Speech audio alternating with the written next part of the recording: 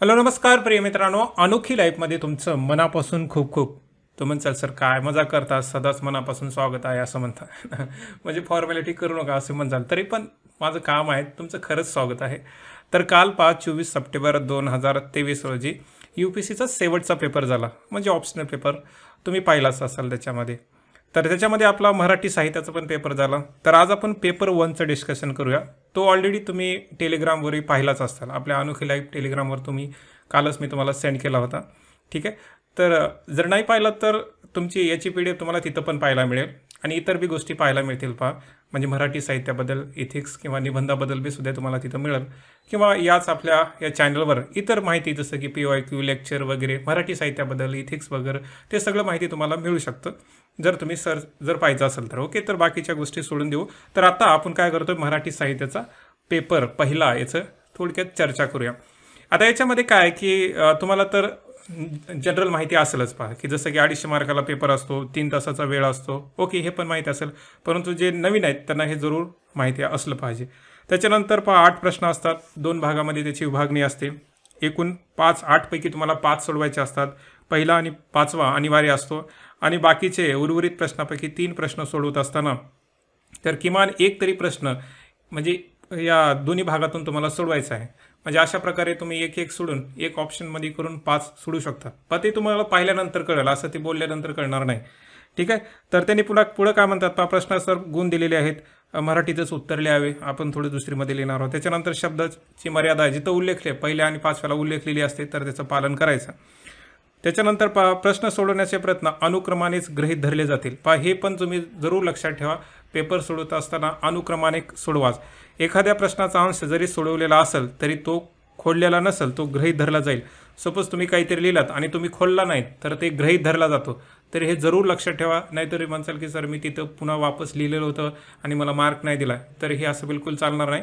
जर तुम्ही लिहिला असाल आणि तुम्हाला नको असेल तर डायरेक्ट काट मारा त्याला. ठीक आहे. तर त्यांनी म्हणतात पहा, कोणतंही पृष्ठ, आता पृष्ठाचा काही भाग प्रश्न उत्तरित पुस्तिकेत कोरा सोडला असेल तर त्याला काट मारावी. हे जरूर आणि जरूर लक्षात असावं, नाहीतर ते दुसरंच काहीतरी होऊन बसेल. तर हे सूचना 2-3 वेळेस वाचा, आहे ना. त्या टेलिग्रामवर जा किंवा तुम्हाला जिथं भेटेल तिथला पेपर पहा आणि हे चेक करून बार बार वाचा काय काय बनते ते. त्याच्यानंतर आपण डायरेक्ट पेपरला जाऊ पहा. आता याच्यावर मी तुम्हाला विचार वगैरे करून काही सांगत नाही. डायरेक्ट जसं पहिल्या सुरू पेपर पाहिला त्याच्यानुसारच हा डिस्कशन चालू आहे. म्हणजे डायरेक्टली कसा माइंडवर इम्पॅक्ट पडतो तर त्याच्यानुसार पेपर पाहूया. तर पेपर पहिला याचा सेक्शन ए, सेक्शन बी मध्ये डिव्हाइड असतो. ओके. तर सेक्शन ए काय म्हणतो पहा. आता हे आपल्या मित्रांनी म्हणजे असं टिक मार ऑलरेडी केलेलं आहे, तर ठीक आहे आपण समजून घेऊन करूया त्याच्यामध्ये. तर काय म्हणता येतं, पहिला प्रश्न काय म्हणतो, पुढील प्रश्नाची उत्तरे सुमारे 150 शब्दामध्ये लिहा. तर इथं त्यांनी शब्द मर्यादा दिली आहे. त्यांनी म्हटलं होतं की उल्लेख लिहिली आहे तर कटाक्षाने पालन करायचं. ठीक आहे. तुम्ही जास्त लिहिण्याचा प्रयत्न करू नका, कारण त्याच्यामुळे तुमचा वेळ पण जातो. जर एखादा असं वाटत असेल तर स्ट्रॅटेजी पुन्हा काम करायची, म्हणजे कमी शब्दात लिहायचं, जास्त शब्दात लिहायचं. हे अभ्यास केल्याची स्ट्रॅटेजी पुन्हा असते बरं का. रणनीती आपण म्हणतो ना, तेव्हा पुन्हा असते. म्हणजे कमी लिहायचं, जास्त लिहायचं, हे पुन्हा अभ्यास केल्यानंतर ते ठरवा. परंतु 150 शब्दामध्ये लिहायचं आहे असं तर तुम्हाला गृहीत असावं. ठीक आहे. एक प्रश्न पाहूया त्याच्यामधला. ए काय म्हणतो पहा, भाषा एक संकेत प्रणाली आहे, उदाहरण स्पष्ट करा. उदाहरणासहित, सुधारण्याचा अर्थ काय, उदाहरणासहित तुम्हाला स्पष्ट करायचं आहे. भाषा एक संकेत प्रणाली आहे, साधा नॉर्मल प्रश्न दरवर्षी कसा ना कसा येतोच हा प्रश्न. दरवर्षी म्हणण्यापेक्षा पहा, 1 वर्ष आड संकेत शब्द कुठे तर सापडतो तुम्हाला. ठीक आहे. म्हणजे भाषा एक संकेत प्रणाली का आहे, तर सुरुवात संकेतापासूनच होते आणि मग शेवट तुमचा जो आशय मिळतो, भाषेमधून काय होतो तर आशय प्राप्त होतो, तो संकेताच्या द्वारे शेवटपासून तुम्हाला मिळतो. म्हणजे सुरुवात संकेतापासून होते, म्हणूनच ती भाषा एक संकेत प्रणाली आहे असं म्हटलं आहे. म्हणजे पहा की अगोदरच्या काळामध्ये लोक सपोज की आपले जे सौरयंत्र वगैरे नव्हतं ना, म्हणजे बोलता वगैरे येत नव्हतं, तेव्हा संकेताने, जसं की लहान बाळ हाताने इशारा करतं, म्हणजे संकेतानं बोलवतं ना तुम्हाला त्याच्यामध्ये, न बोलता आलं तरी. म्हणजे आपली जी भाषा आहे ती संकेताने डेव्हलप झाली आहे. पुन्हा त्यांनी म्हणजे भाषा एक पुन्हा संकेतासाठी एक माध्यम बनत ते आपलं आता सगळ्या जगामध्ये प्रत्येकाचं व्यवहाराचं माध्यम बनलेलं आहे. म्हणजे जसं की लहान बाळाला बोलता येत नव्हतं तरी पण तो तुम्हाला हातवारे करतो, संकेतानं बोलतो. तसेच पुन्हा ती भाषा पुन्हा तो बोलू लागतो, पुन्हा हातवारे करण्यापेक्षा तो बोलतो. तर तशीच भाषा आहे. भाषा संकेतापासून निर्माण होते. ठीक आहे. तिथूनच झालेली आहे. आता हे तुम्ही डीपमध्ये अभ्यास केला तुम्हाला कळतं की भाषा एक संकेत प्रणाली कशी आहे. तरी पण अशा प्रकारे की सुरुवात तिथून होते म्हणून तुम्हाला स्पष्ट करायचे. 10 मार्कासाठी शब्द मर्यादा, कारण बरंच बोलता येतं भाषा एक संकेत प्रणालीबद्दल, परंतु 10 मार्काला विचारलाय सटीक थेट लिहायचं त्याच्यामध्ये, जास्त काही बोलायचं नाही त्याच्यात. पुढचं पहा, बोलीची विविधता सांगून डांगी बोलीचे वैशिष्ट्य लिहा. काय म्हणते, पहिला तर आहे बोलीची विविधता सांगा, म्हणजे बोली काय आहे, कशा प्रकारचे त्याचे वैशिष्ट्य. विविधता लिहिताना काय लिहिता येतं, थोडीशी वेगळे वैशिष्ट्यच लिहावं लागेल ना त्याच्यामध्ये. त्याच्यानंतर डांगी बोलीचे वैशिष्ट्य पहा, इथं मे बी तुम्ही शब्दमर्यादा ओलांडता, परंतु तसं नका करू. आहे ना, सटीक लिहायचं. पहा, सटीक म्हटलं जिथे शब्दमर्यादा म्हटले की डायरेक्ट तुम्ही लिहू शकता याच्यामध्ये, ठीक आहे, आणि थेट तुम्हाला मार्क पण मिळतील. बोलीची विविधता सांगून डांगी बोलीचे 2 प्रश्न याच्यामध्ये, बोलीची विविधता आणि डांगी बोलीचे वैशिष्ट्य. पुढचं पहा, मराठीमध्ये किती विभक्ती मानाव्यात या संबंधीच्या चर्चेचा साधारण विवेच करा. आता याच्याबद्दल बरेच वाद आहेत, ठीक आहे, किती विभक्ती मानाव्यात, आहे ना, म्हणजे कोणत्या प्रकारच्या मानाव्यात. परंतु ते एक व्याकरणाचं पुस्तक आहे पहा, आणि त्या व्याकरणाच्या पुस्तकामध्ये तुम्ही ऑलरेडी आपल्या चॅनलवर आहे, तिथं तुम्ही जाऊन पाहू शकता किंवा सर्च करा, तुम्हाला मिळेल त्याच्यात. तर त्याच्यामध्ये बराच वाद आहे. आता हा जो अभ्यास आहे ना, मराठीच्या किती विभक्ती मानाव्या, याला जरा म्हणजे तुम्हाला जास्त अभ्यास करावा लागेल या प्रश्नासाठी विशेषतः. कारण तो अभ्यास केल्यानंतर शेवटी कळतं की हे किती मानाव्यात. कारण किती मानाव्या याच्यावरच वाद आहेत. कुणी म्हणतं की 8 मानाव्यात, कुणी म्हणतं की 5 मानाव्यात, कुणी म्हणतं 3 मानाव्यात, म्हणजे असं त्याच्यामध्ये आहे. तर ते किती मानाव्यात, फक्त ते किती म्हणतात याच्याविषयी सांगायचं आहे आणि त्याच्यानंतर तुम्हाला स्पष्ट करायचे. हा थोडासा कठीण आहे, ठीक आहे, म्हणजे हा जो पहिला तिसरा आहे ना, थोडासा कठीण आहे हे मी मानतो. कारण याला अभ्यास करण्यासाठी तुम्हाला थोडंसं जास्त स्टडी करावं लागतं किंवा इतर 4-5 लोकांचं सहाय्य घ्यावं लागतं, कारण हा वादाचा मुद्दा आहे. त्याच्यानंतर पहा पुढचा प्रश्न, लोकगीतातील संस्कार गीताचे स्वरूप स्पष्ट करा.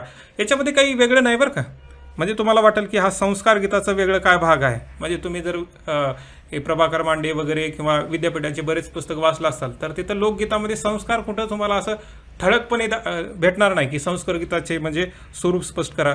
परंतु लोकगीत काय असतं हे जर कळलं तर संस्कार हा शब्द कळतो. लोकगीत काय की तुम्ही जे म्हणता ना, लहानपणी पहा ते छोटे मोठे तुम्ही खेळ खेळता किंवा सणामध्ये जी गाणी गायले जातात ते संस्कार रूपानंच येतात ना.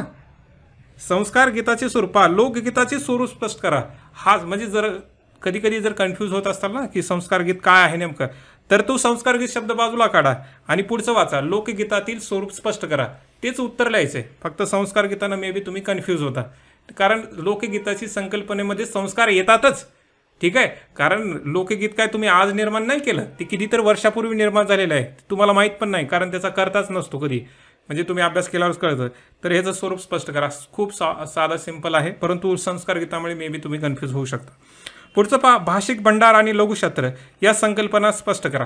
पहा, खरं तर म्हणजे तुम्ही डायरेक्टली थेट टॉपिकमध्ये हा प्रश्न येत नाही, म्हणजे भाषेचे स्वरूप कार्य आणि तसं जर तुम्ही अभ्यासक्रम पाहिला तर थेट प्रश्न तुम्हाला म्हणजे असा अपेक्षित नाही. हा प्रश्न भाषिक भंडार आणि लघुशस्त्र हा अपेक्षित प्रश्न नाही, म्हणजे हा थोडासा मला आउट ऑफ जातो. आता भाषिक भंडार कधी भाषेचं स्वरूप आणि कार्य पाहत असताना तिथं शब्द वगैरे पाहायला मिळतात, मग त्याच्या अनुषंगाने मग हा अभ्यास करण्यासारखे आहे.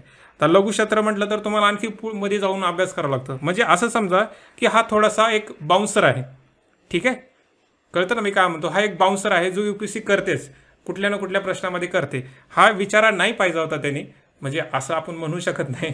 तर म्हणसाल की तुम्ही कोण सांगणार आहे की त्यांना विचार नाही पाहिजे, कारण ते डायरेक्ट थेटमध्ये येत नाही, म्हणजे सिलेबसमध्ये येत नाही.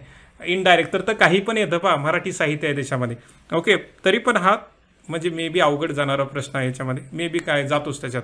तर हा एक ठीक आहे. तर म्हणजे याच्यामध्ये तुम्ही म्हणू शकता पहा C आणि E थोडंसं तुम्हाला अवघड जाऊ शकतो, बाकीचं एकदम नॉर्मल. पुढचं पहा प्रश्न दुसरा, पुढील प्रश्नाची उत्तरे लिहा. भाषा समाज संस्कृती यांच्यातील अनुबंध स्पष्ट करा. हा काय नवीन नाही, येतोच पहा 2-3 वर्षांना कसा ना कसा येतोच प्रश्न. भाषा समाज संस्कृती याच्यामधला तिघामधला जो परस्पर संबंध आहे तो तुम्हाला स्पष्ट करायचा आहे आणि विशेषतः 20 मार्कासाठी आहे. तर अशा प्रश्नासाठी तुम्ही 100 बी पुस्तकं वाचलात तरी बी काही ते फायदा होत नाही. परंतु जोपर्यंत तुम्ही विचार करत नाहीत की भाषाचा समाजाचा काय संबंध आहे, भाषाचा संस्कृतीचा काय संबंध आहे किंवा तिघाचा काय संबंध आहे, तो जोपर्यंत तुम्ही विचार करत नाही तोपर्यंत तुम्हाला चांगलं उत्तर लिहिता येत नाही. कारण तुम्ही 100 पुस्तकं काही का वाचणार त्याच्यामध्ये, परंतु याच्याबद्दल कितीतरी बोलण्यासारखं आहे, ठीक आहे. म्हणजे भाषा कोण निर्माण केली, आपणच निर्माण केली. समाजाचा संबंध येतो, संस्कृतीचा संबंध येतो कसा हे तुम्हाला स्पष्ट करावंच लागतं त्याच्यामध्ये. ते पुस्तक वाचल्यानं होत नाही जोपर्यंत तुम्ही मनन चिंतन करत नाहीत. तर त्याचं कारण तुमच्याकडे कंटेंट भरपूर आहे, परंतु लिहायचं कमी शब्दामध्ये. 20 मार्काला आला तर 300 ते 350 शब्दापाशी जा, जास्तीत जास्त 350 शब्द, आगाव जायचंच नाही त्याच्यापेक्षा, ठीक आहे. कारण ही मर्यादा केल्याशिवाय तुम्ही मग ते पेपर वेळामध्ये होत नाही. त्याच्यानंतर पुढचा प्रयोग म्हणजे काय ते सांगून कर्तरी प्रयोगाचे उपप्रकार उदाहरण लिहा. तर हा सदाबहार क्वेश्चन असतो है ना. प्रयोगाचे प्रश्न दरवर्षी विचारत आहेत, तुम्ही मागील प्रश्नपत्रिका तिथं बी पाहायला मिळतो. आणि ह्या प्रश्नाला म्हणजे तुम्हाला कमीत कमी 12 तर मार्क मिळायला पाहिजे, 12 ते 13. ठीक आहे, कारण हा प्रश्न इतका सोपा आहे की बस तुम्हाला 10 मिनिटामध्ये होणारसारखा हा प्रश्न आहे, तुम्ही जर नीट अभ्यास केला तर. आणि प्रयोग पहा, तुम्ही जर अभ्यास करायला बसला तर 4 घंट्याच्या आतच हा प्रयोग म्हणजे होऊन जातो त्याच्यामध्ये. तर म्हणजे तुम्ही जर तसा अभ्यास केलात तर हा साधा एक खूप साधा पेपर आहे. जे क्लास करतात त्यांना तर माहीत असतं, परंतु तुम्ही यूट्यूबवर माझे लेक्चर वगैरे ऐकलात तर तिथं बी तुम्हाला माहीत असेल. किंवा पुन्हा बी आपण त्याच्या प्रयोगावर काही हे करूया, म्हणजे टॉपिक वगैरे चर्चा करूया. त्याच्यानंतर पहा, मराठीतील दैवत कथांचे स्वरूप स्पष्ट करा. कथेचा अभ्यास करत असताना हा दैवत कथा किंवा बऱ्याच कथाचा भाग येतो, तर त्याचं स्वरूप स्पष्ट करा असा प्रश्न आहे. इथं फक्त पहा की उदाहरण लागतात, उदाहरणं असले की उत्तर बरोबर जातात, पटरीवर असतं असं. तुम्ही जर मार्क कशामुळे मिळत नाहीत बरं का, तुमचं जे बोलणं असतं ते बडबड असतं पेपरमध्ये कधी कधी. कारण मी पण पेपर चेक करतो, त्याच्यामुळे मला पाहायला मिळतं की म्हणजे UPSCचे करत नाहीत बरं का म्हणजे मुलांचे ते म्हणतात की सर UPSC तुम्ही चेक करता, असं नाही आहे ना, ते आपण आबा साहेब असं म्हणतात, तसं नाही. म्हणजे थोडक्यात म्हणायचे काय की हां, चेक करताना पाहायला मिळतं की तुमची वायफळ बडबड असते त्याच्यामध्ये, काळं ते पांढरं करण्याचा भाग असतो. तसं नका करू, उदाहरणं सांगा, दैवत कथा कशा प्रकारच्या आहेत, त्याच्यामुळे ते मार्क मिळतात. पुढचं पहा, पुढील प्रश्नाची उत्तरे लिहा. तिसरा प्रश्न आहे, लोककथागीतांची विविधता साधारण लिहा. ठीक आहे, लोककथागीत. आता तुम्ही म्हणसाल की सर इथं लोकगीत आणि कथागीताचं काय आहे. काही गीत असे आहेत पहा ज्याच्यामध्ये गीत पण असतं आणि कथा पण असते. ठीक आहे, जसं की पोवाडा तुम्ही ऐकलात ना. आता पोवाडा हे लोककथा गीत नाही, परंतु एक सांगतो मी तुम्हाला की त्याच्या प्रकारचा असतं त्याच्यात, की आता तुम्ही म्हणसाल की पोवाडा कसं काय नाही, तो वेगळा मुद्दा आहे त्याच्यामध्ये आहे ना. म्हणजे तुम्ही भांडणं करू शकता माझ्याशी, परंतु एक म्हणतोय पहा की बरेच, जसं की पोतराजाची गाणी असेल पहा, वाघ्या मुरळी असेल किंवा गोंधळ आहे पहा. गोंधळ तुम्ही ऐकलात का घरामध्ये किंवा वाघ्या मुरळी. तर कधी कधी काय असतं त्याच्यामध्ये, सुरुवातीला गाणे म्हणतात, मध्येच कथा सांगितली जाते, तर तशा प्रकारचं आहे त्याच्यामध्ये. तर हे तुम्हाला 20 मार्काला लिहायचे. ठीक आहे, त्याच्यानंतर भाषेचे मूलभूत कार्य स्पष्ट करा. आता हे तर याच्यापेक्षा काय असतं, गेल्या वर्षी चार्ल्स हॉकेट असा काहीतरी शब्द विचारला होता लक्षणाबद्दल. आता फक्त भाषेचे मूलभूत कार्य, तर कार्य कोण सांगितले पहा, याकुबसन नावाचा एक व्यक्ती आहे, म्हणजे भाषा शास्त्रज्ञ, त्याने सांगितलेले आहेत. तर ते पण लिहिला तर तुम्हाला मार्क मिळतात. तर म्हणजे हे साधा सोपा प्रश्न. पुढचा आहे पहा, क्रियापदाचे वाक्यातील महत्त्व अधोरेखित करून क्रियापदाचे विविध प्रकार उदाहरण सांगा. तुमच्यापैकी सगळ्यांना वाटत असेल की मराठी व्याकरण खूप अवघड आहे. UPSCसाठी बिलकुल पण नाही. ठीक आहे, UPSCसाठी बिलकुल पण नाही. पहा, मी जेव्हा लेक्चर घेतो ना त्याच्यामध्ये किती लेक्चरमध्ये होतात, 3च लेक्चरमध्ये ते तिन्ही बी टॉपिक होतात, प्रयोग, शब्दाच्या जाती आणि क्रियापद. म्हणजे तुम्ही विचार करू शकता की जर 6 घंट्यामध्ये पूर्ण व्याकरण संपवलं जातं, तर मग विचार करण्यासारखी गोष्ट आहे की मग हा सोपा आहे UPSCच्या दृष्टिकोनातून. आज म्हणजे जुना पॅटर्न जो MPSCचा ना त्याच्यानुसार नाही बरं का, ते वेगळं आहे. UPSCच्या नुसार व्याकरण खूप सोपं आहे, खूप तुम्हाला वाटत असेल अवघड आहे. ठीक आहे, त्याच्यानंतर 4था प्रश्न, पुढील प्रश्नाची उत्तरे लिहा. पहिला काय म्हणतो, प्रमाण भाषेपेक्षा अहिराणी बोली कशी वेगळी ठरते, तो उदाहरण लिहा. आता इथं बऱ्याच लोकांना असा प्रश्न पडला असेल की इथं प्रमाण भाषेपेक्षा अहिराणी वेगळी कशी ठरते, म्हणजे हा तुम्हाला वाटला असेल की कसं लिहायचं याचं उत्तर. मित्रांनो, जेव्हा तुम्ही अहिराणी भाषेचा अभ्यास करता ना, तेव्हा अहिराणी भाषेचा अभ्यास करत असताना प्रमाण भाषेच्या तुलनेनंच अभ्यास करता. तुम्ही जाऊन चेक करा, तुमचं जे काही तुम्ही नोट्स वगैरे पाहिलं असेल तिथं असतात पहा, त्याची आख्यात प्रक्रिया किंवा त्याचं हे विभक्ती प्रक्रिया, ते कुणाशी तुलना करतो आपण. तुम्ही चार्ट पाहिलात ना, पहिलं असतं प्रमाण मराठी, पुन्हा असतं अहिराणी. ठीक आहे, म्हणजे आपण ते प्रिपेअर करत असताना प्रमाण भाषेशीच तुलना करत असतो. फक्त इथं त्यांनी दरवर्षी प्रश्न कसं विचारतात, अहिराणी बोलीचे स्वरूप वैशिष्ट्ये लिहा. फक्त यावरच तुम्हाला कन्फ्यूज करण्यासाठी प्रमाण भाषा शब्द पुढे वापरलाय. ऑलरेडी तुम्ही अभ्यास तोच करता, म्हणजे प्रमाण भाषेची तुलना करत असताना. मी बी असं वाटतं की तुम्हाला म्हणजे वेगळं काहीच नाही याच्यामध्ये. तर उदाहरण लिहा असं म्हणतात पहा. पुढचा पहा, सर्वनामाचे प्रकार सांगून पुरुषवाचक सर्वनामाचे अर्थ उपयोग स्पष्ट करा. हे साधा प्रश्न आहे, याच्यात काय असं वेगळं पण नाही, कारण सर्वनामाचे प्रकार आणि त्याचे थोडेसे अर्थ वगैरे सांगायचं आहे, हे पण आपण नॉर्मलच आहे. त्याच्यानंतर पहा, साहित्याच्या भाषेचे वेगळेपण विशद करा. साहित्याची भाषा म्हणते पहा, आपण भाषेचे स्वरूप आणि कार्य याच्यामध्येच टॉपिक आहे. प्रमाण भाषा, काव्य भाषा, साहित्याची भाषा असं टॉपिक आहे. तो डायरेक्ट प्रश्न आहे त्याच्यामध्ये, है ना, थेट प्रश्न आहे, साहित्याची भाषा कशी असते. ठीक आहे, तर हा 15 मार्काला प्रश्न. तर शैक्षणिक कसा होता, तर पहिले 10 मार्कामधला जो अनिवार्य भाग आहे त्याच्यातले जर ते 2 प्रश्न जर सोडले तर बाकी पूर्णपणे नॉर्मल पेपर आहे, काहीच वेगळं नाही. म्हणजे असं काही डोक्याला हात वगैरे लावून बाबा मराठीचा पेपर खूप अवघड, तसं काहीच नसतं. ठीक आहे, फक्त ते बघण्याचा दृष्टिकोन आहे. ठीक आहे, आता सेक्शन बी ला जाऊया आपण. प्रश्न 5वा. पुढील प्रश्नाची उत्तरे सुमारे 150 शब्दात लिहायची आहे. मर्यादा आहेत. तर पहिला काय, संत नामदेवांच्या भावकवी म्हणून परिचय करून द्या. हा प्रश्न सदाबहार असतो, संत नामदेवावर विचारतात आणि विचारतातच. ओके, तर भावकवी म्हणून परिचय करून द्या. पेपर 2लाच नसतो, पेपर 1ला तरी असतो, कारण 2ला पण आपल्याला एक पुस्तक आहे नामदेवाची अभंगवाणी, आहे ना, माहीत, अभ्यास करता माहीतच असेल तुम्हाला. तर भावकवी म्हणून परिचय करून द्या. तर हा तुम्हाला उत्तर पण ते एकाच पुस्तकात सापडतं, जास्त काही जायची गरज नाही, दुसरे पण वाचायचे. तर हा साधा प्रश्न आहे. पुढं, पंडित कवी म्हणून वामन पंडिताच्या काव्याची वैशिष्ट्ये लिहा. वामन पंडित विचारलेत, अगोदर रघुनाथ पंडित विचारले होते, आता वामन पंडित विचारतात. ठीक आहे, तर हे बी आपण अभ्यास करताना करतो, वामन पंडिताच्या काव्याची वैशिष्ट्ये. तर हा पण सोपा आहे. त्याच्यानंतर साहित्य आणि संस्कृती याचा अनुबंध स्पष्ट करा.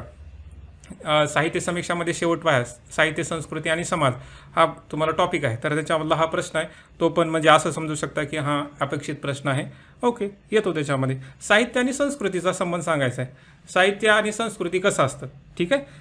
त्याच्यानंतर पहा, आता खूप वर्षानं प्रश्न आला पहा स्वच्छंदवादाचा आहे ना. वादावर 3 वाद आहेत आपल्याला. कोणकोणते वाद आहेत? आधुनिकतावाद, त्याच्यानंतर पहा वास्तववाद आणि पुन्हा हा सौंदर्यवाद. हे 3 वाद आपल्याला आहेत अभ्यास करायला. तर आय थिंक 2 का 3 वर्षानं, मे बी जास्त वर्षानं प्रश्न आला ह्या स्वच्छंदवादाची वैशिष्ट्ये लिहा. ठीक आहे, तर हा एक प्रश्न आहे, अपेक्षित आहे. त्याला सौंदर्यवाद बी म्हणा, कोणी सौरवाद बी म्हणतात, नाव वेगवेगळे आहेत त्याला. त्याच्यानंतर पहा, समाजशास्त्रीय समीक्षेची आवश्यकता स्पष्ट करा. म्हणजे समाजशास्त्रीय जी समीक्षा आहे त्याची आवश्यकता का आहे. ठीक आहे, आता बऱ्याच वेळा मागे काही प्रश्न जे होते मागील PYQ मध्ये तुम्हाला पाहायला मिळतं की समीक्षा डायरेक्ट विचारतात, परंतु एका समीक्षेचा प्रकार नाही विचारला. तर यावर्षी विचारला तो समाजशास्त्रीय समीक्षा, आणि हा येतो म्हणून आपण करून बी घेतो, तर हा आला पण त्याच्यामध्ये. ठीक आहे, तर समाजशास्त्रीय समीक्षेची आवश्यकता स्पष्ट करा. त्याच्यानंतर पहा 6वा प्रश्न, म्हणजे याच्यामध्ये एक पण अवघड प्रश्न नाही, म्हणजे हे 5वा प्रश्नामध्ये एक पण अवघड नाही. म्हणजे तुम्ही म्हणसाल की सर आम्हाला वाटते तुम्ही अभ्यास केला नाही म्हणून वाटत असेल. त्याच्यानंतर पुढील प्रश्नाची उत्तर लिहा. प्रश्न 6वा. पहिला पहा, लीळा चरित्राच्या निर्मिती प्रेरणा सांगून त्यांचे वाङ्मयीन महत्त्व विषय करा. हा तर पहा तुम्ही अभ्यास करताना केलाच पाहिजे. लीळा चरित्र असेल, ते साथी ग्रंथ असतील, ते विचारतात, कधी साथी ग्रंथ, कधी लीळा चरित्र, आणखी काहीतरी. ओके, तर तोच भाग आहे, लीळा चरित्रेची निर्मिती प्रेरणा सांगून त्यांचे वाङ्मय महत्त्व विषय करा. आता निर्मिती प्रेरणा का झाली, आता ही काय मुद्दाम केली का? हो, मुद्दामून झालेलं आहे त्याच्यामध्ये. तुम्ही म्हणजे तुम्ही म्हणसाल की सर असं कसं, तर ती वाचल्यानंतर कळतं की ज्यांनी निर्माण केली आहे, पण त्यांनी एक आपल्या गुरुच्या आठवणीसाठी, म्हणजे त्यांच्यासाठी, चक्रधर स्वामीसाठी, ते तुम्ही बऱ्याच भूमिका आहेत त्याच्यामध्ये, म्हणजे ते अभ्यास केल्यानंतर कळतं. आणि पुढं आहे वाङ्मयीन महत्त्व. 2 प्रश्नामध्ये डिवाइड आहे ते, हे जरूर लक्षात असावं, नाहीतर एकच लिहून याचाल. पुढचा पहा, मर्ढेकरांच्या कवितेचे वेगळेपण सौधारण स्पष्ट करा. मर्ढेकरांच्या जे कविताचं आहे त्याचं वेगळेपण स्पष्ट करा असं म्हणते. हा कवितेचा भाग थोडासा अतरंगी असतो, कारण कुठल्याही कवीवर किंवा कशावर बी विचारला जाऊ शकतो. त्याच्यामुळं ठीक आहे की मर्ढेकरांच्या त्यांनी प्रश्न विचारला, जर आला ठीक, नाही आला तर मग दुसऱ्यामध्ये ऑप्शनमध्ये तुम्ही सोडू शकता. त्याच्यानंतर पुढचा पहा, साहित्याचे मूल्यमापन करण्यात आस्वादक समीक्षा कितपत यशस्वी ठरते ते साधारण लिहा. पहा, 100% यशस्वी ठरते असं म्हणू नका. मी तुम्हाला तेच अगोदर सांगतो की अतिरेकीपणा नका करू, एक्स्ट्रीम नका जाऊ त्याच्यामध्ये, की कारण आस्वादक समीक्षा हे एक भाग आहे समीक्षेचा. ठीक आहे, ते कितपत योग्य ठरते, जिथं गरज आहे तिथं ठरते असं म्हणा. शेवटचं कन्क्लुजन ते असलं पाहिजे. नाहीतर तुम्ही म्हणताल की हां सगळीकडेच योग्य ठरते, तुमचे शब्दाला मार्क कटू शकतात. ठीक आहे, कारण त्यांनी प्रश्नच तसा विचारला. तर हा 15 मार्काला प्रश्न आहे. पुढचा पहा, पुढील प्रश्नाची उत्तरे लिहा. पहिला काय म्हणतोय, समीक्षा म्हणजे काय ते सांगून साहित्याच्या आकलनात समीक्षेचे महत्त्व स्पष्ट करा. काय म्हणते पहा, समीक्षा म्हणजे काय ते सांगून साहित्याच्या आकलनात समीक्षेचे महत्त्व स्पष्ट करा. पहा, हा साधा प्रश्न आहे, याच्यामध्ये तुम्हाला वाटेल की अवघड आहे. म्हणजे समीक्षा, साहित्यासाठी समीक्षा आवश्यक असते असं बी विचारू शकतात. पुन्हा काहीतरी पहा की समीक्षा गरजेची आहे साहित्यासाठी असं बी विचारू शकतात. म्हणजे हा प्रश्न अपेक्षितच असतो की साहित्य आणि समीक्षेला धरून प्रश्न विचारतात. तर इथं बी त्यांनी विचारला, पहिल्या सुरू समीक्षा म्हणजे काय सांगा, त्याच्यावर 2-3 लोकांच्या व्याख्या सांगा. समीक्षा असं असते तसं असते, है ना. बरेच अभ्यास करताना तुम्हाला बऱ्याच पुस्तकामध्ये व्याख्या आहेत त्यांच्या. आणि त्याच्यानंतर पहा की साहित्याच्या आकलनात समीक्षेचे महत्त्व का आहे. ठीक आहे, कारण साहित्याचं आकलन करत असताना म्हणजे आपण कुठल्याही मार्गाने जाऊ शकतो, परंतु आपल्याला मार्गावर आणण्यासाठी समीक्षा कार्य करते. तर ते तुम्हाला स्पष्ट करायचं आहे. ते करत असताना मग विविध समीक्षेची नावं लिहा त्याच्यामध्ये, किंवा इतर व्यक्तीचं ज्यांचं काय वाटेल ते योग्य वाटेल ते तुम्ही लिहू शकता. ओके, तर हा म्हणजे म्हणायचं काय साधा प्रश्न आहे. किती बोललं तर काय कमी पडतं त्याच्यामध्ये सगळंच. त्याच्यानंतर लावणी याच्या व्युत्पत्ती संबंधी असलेल्या मतमतांतराची चर्चा करा. लावणीचा उगम वगैरे कसा झाला, बऱ्याच लोकांनी लावणी म्हणजे लवण वगैरे असे शब्द वापरून म्हणतात. ठीक आहे, तर हा प्रश्न मे बी तुम्हाला असं वाटेल की डिफिकल्ट आहे, परंतु शाहिरांचे काव्य पाहत असताना, शाहिरी काव्य पाहताना लावणी पाहतच असतो आणि लावणी पाहत असताना मग त्यांची उत्पत्ती कशी झाली किंवा कोण कसं आलं ते पाहू शकता त्याच्यामध्ये. ठीक आहे, तर हा थोडासा वेगळा प्रश्न आहे, परंतु अपेक्षितच असतो की लावणी म्हणजे काय, लावणी कशी आली, त्याचे स्वरूप वैशिष्ट्ये वगैरे. ओके, तर हा एक थोडका भाग आहे. तर 15 मार्काला हा पण प्रश्न होता. त्याच्यानंतर सी प्रश्न, मराठीतील नवकथेचे वैशिष्ट्य लिहा. काय म्हणते, मराठीतील नवकथा, नवकथा शब्द आहे पहा, नवकथेचे वैशिष्ट्य लिहा. म्हणजे आपण 45च्या नंतर 60च्या नंतर जे पाहतो त्याला आपण नवकथा म्हणतो. ओके, आणि ते अभ्यास करत असताना केलंच पाहिजे, कारण तुम्हाला बऱ्याच गोष्टी नाही करता आल्या तरी बी कथेचा इतिहास तरी पाहावा लागतो. जसं की नाटकाचा, जसं की कवितेचा, कादंबरीचा, हे इतिहास पाहावा लागतो, कारण तो इतिहास आपला अभ्यास करायला दिला आहे. त्याच्यामुळे प्रश्न येतो. अभ्यास पण म्हणजे अभ्यास जे मागील तुम्ही PYQ पाहत असाल तर त्याचा अभ्यास करून तुम्ही करावाच लागतो. ठीक आहे, तर हा पण प्रश्न अपेक्षित तो पण आलाच. त्याच्यानंतर पहा प्रश्नाची उत्तर लिहा. प्रश्न क्रमांक 8. ठीक आहे, बखर म्हणजे इतिहास आणि वाङ्मय याचे एक रूप होय. या विधानाची साधक बाधक चर्चा करा. पहा, त्या बखर साहित्यामध्ये हाच एक असा प्रश्न आहे की तो विचारण्यासारखा आहे, किंवा ते वाङ्मयीन ऐतिहासिक वृत्तकथन विचारतील किंवा त्याच्यामध्ये इतिहास कमी कल्पना अधिक आहे असा प्रश्न विचारतील. तर एकच प्रश्न आहे, इतिहास आणि वाङ्मय याचे एक रूप आहे. तुम्हाला तेच सापडतं, कारण इतिहासाच्या दृष्टिकोनातून पण काही भूमिका आहे त्याच्यामध्ये आणि बखरकाराने वाङ्मयाच्या दृष्टिकोनातून सुद्धा ते लिहिलेलं आहे. तर ते कसं, कोणत्या प्रकारचं, छोटासा टॉपिक आहे, 3 ते 4 घंट्यामध्ये तो संपत होतो. म्हणजे असं की जास्त वेळ लागत नाही तो बखर साहित्य करायला. तुम्ही आगाव केलात तर मग ढीग वेळ लागू शकतो. ठीक आहे, तर हा 20 मार्काला आहे पहा, साधा प्रश्न. त्याच्यानंतर दलित कवितेतून दलित चळवळीचे प्रतिबिंब कसे दिसून येते ते साधारल्या. आता हे तर काय म्हणतात पहा, दलित चळवळीचे प्रतिबिंब. लक्षात ठेवा, असं जर विचारलं तर तिथं स्पष्टपणे तुम्हाला उदाहरणं द्यायचे आहेत. उगत बाता मारू नका की असं आहे तसं आहे, असं दिसतं तसं दिसतं, तसं बोलल्यानं मार्क मिळत नसतात. ठीक आहे, तुम्हाला वाटतं की मी लिहून आलेलं मार्क त्याच्यामुळे तर मिळत नाहीत ना, कारण ते दलित चळवळीचे प्रतिबिंब कसं दिसतं तुम्हाला सांगावं लागेल त्या कवितेच्या ओळीमध्ये की असं दिसतं म्हणून. तर 15 मार्काचा प्रश्न. त्याच्यानंतर साहित्यातून व्यक्त होणाऱ्या अनुभवाचे विशेष सांगा. ठीक आहे, साहित्यातून कोणकोणते अनुभव होतात तुम्हाला, सगळ्या ग्रामीण साहित्य, दलित साहित्य, स्त्रीवादी साहित्य या सगळ्याच्या भूमिकेमधून किंवा हे स्वच्छंदवाद, जेवढं काही बोलता येतं तेवढं बोलू शकता याच्यामध्ये, कारण त्या अनुभवाचे विशेष सांगा असं त्यांनी म्हटलंय. ठीक आहे, कारण एकाचा एक अनुभव असतो का, आपल्या कितीतरी कवी, कथा, कादंबरीकार, नाटककार आहेत, त्यांचे वेगवेगळे अनुभव आहेत है ना, तर ते तुम्हाला लिहू शकता याच्यामध्ये, परंतु जरा जपून आहे ना, कमी शब्दामध्ये आपल्याला यायचे. 15 मार्काचा प्रश्न आहे. तर अशा प्रकारे हा बी सेक्शन होता पहा. बी सेक्शनमध्ये तर काहीच अवघड नाही, फक्त ए सेक्शनमध्येच थोडंसं वाटू शकतं, परंतु ते पण कव्हर होतं जर तुम्ही अभ्यास व्यवस्थित केला तर. थोडक्यामध्ये जर विचार केला तर मग काय म्हणता येते, हा जो पेपर होता 2023चा, कधीचा, 2023चा पेपर पहिला, काय म्हणता येते शेवटी कन्क्लुजन की अपेक्षित जसा यायला पाहिजे तसाच पेपर होता. पहा, का असा पेपर येतो, तुम्हाला प्रश्न पडला पाहिजे की का असाच का पेपर येतो, म्हणजे अपेक्षितच का पेपर येतो, कारण साहित्यामध्ये विचारण्यासारखं तेच आहे. त्याने तो दुसरं विचारायला सुरुवात जर केली, सपोज की त्यांनी हे सोडून जर दुसरं विचार करायला सुरुवात केली तर मग त्याचं लेवल खाली तर जातं, म्हणजे BAच्या खाली जाऊ शकतं किंवा PhD लेवलला तर जाऊ शकतं, कारण तसंच करता येणार नाही त्यांना, कारण त्यांनी स्पेसिफिक मेन्शन केलेलं आहे पहा त्याच्यामध्ये की BAच्या वरचा आणि MAच्या खालचा अशा प्रकारचा अभ्यासक्रम तुम्हाला अभ्यास करायचा आहे असं त्यांनी म्हटलेलं आहे. तुम्ही जाऊन पाहू शकता त्याच्यामध्ये, की आपलं UPSCचं नोटिफिकेशन असतं ना, त्याच्यात ऑप्शनल पेपरमध्ये त्यांनी बोललेलं आहे की कसा अभ्यास करायचा आहे. तर तिथं त्यांनी म्हटलं BAच्या वरचा, असं BAच्या वरचा नाही म्हटलं त्यांनी, ग्रॅज्युएशन डिग्रीच्या वरचा आणि पोस्ट ग्रॅज्युएशनच्या बिलो अंडर असं त्यांनी वापरलेलं आहे. तर तुम्हाला समजण्यासाठी BAच्या वरचा, MAच्या खालचा, मग त्या दृष्टिकोनातून विचार केला तर असेच प्रश्न येऊ शकतात. ओके, म्हणजे सध्या तरी तर हाच पॅटर्न आहे आणि असेच प्रश्न येत आहेत. जे नीट अभ्यास करतात, चांगल्या प्रकारे अभ्यास करतात, त्यांना काहीच प्रॉब्लेम येत नाही है ना. मे बी तुम्हाला वाटत असेल की मराठी साहित्य वास्ट वगैरे आहे, जरा एकदा आपल्या स्वतःच्या नजरेने पहा, त्या दुसऱ्याच्या नाही, माझ्या पण नाही किंवा इतराच्या पण नाही, कुणाच्या पण नाही, स्वतःच्या नजरेने पाहायचं. मागील 10 वर्षाची प्रश्नपत्रिका तुम्हाला डायरेक्ट क्लिअर कट तुम्हाला एक मार्ग मिळतो की अशा प्रकारे अभ्यास करायचा आहे. तुम्हाला सोर्स वगैरे असं वाटत असेल की सर आम्हाला सोर्स वगैरे मिळत नाही, तुम्ही कुठलेही विद्यापीठ घ्या, शिवाजी विद्यापीठ, यशवंतराव चव्हाण मुक्त विद्यापीठ, कोणतं विद्यापीठ घ्या, त्या विद्यापीठाचा MAचा सिलेबस काढायचा फक्त, आणि आपले टॉपिक तिथं पाहिजे. तुम्हाला सगळा अभ्यासक्रम तिथं सापडतो, दुसरीकडे जाऊच नका. तुम्हाला वाटत पेपर 1साठी, तर पेपर 2साठी मग तुम्हाला मारामारी करावंच लागेल, कारण ते मिळणार नाही असं, विशेषतः की इथं आहे तिथं 100 विद्यापीठे चाळावं लागतील तेव्हा ते मिळतं. पेपर 1साठी तुम्ही कुठल्या विद्यापीठ एक फॉलो करू शकता. तुम्हाला सगळ्या नोट्स तिथे मिळतील. फक्त काय की त्याच्यातून काढावे लागतील तुम्हाला, कारण ऑलरेडी तो कंटेंट असतो. ठीक आहे. तर म्हणजे थोडक्यात पेपर 1 खूप खूप खूप खूप सोपा होता. तर म्हणसाल की सर मजाक करता तुम्ही आहे ना. ज्यांना अवघड गेला असेल त्यांनी तसंच म्हटले असेल, परंतु नाही पहा, सोपाच आहे त्याच्यात.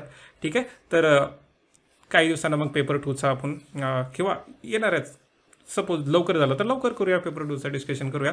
तोपर्यंत मग नेट पहा पेपरला, मागचे बी PYQ पहा आणि तुम्ही स्ट्रॅटेजी वगैरे बनवू शकता. ठीक आहे. तर इथंच थांबूया. तुमची काळजी घ्या, स्वतःवर प्रेम करा. धन्यवाद मित्रांनो.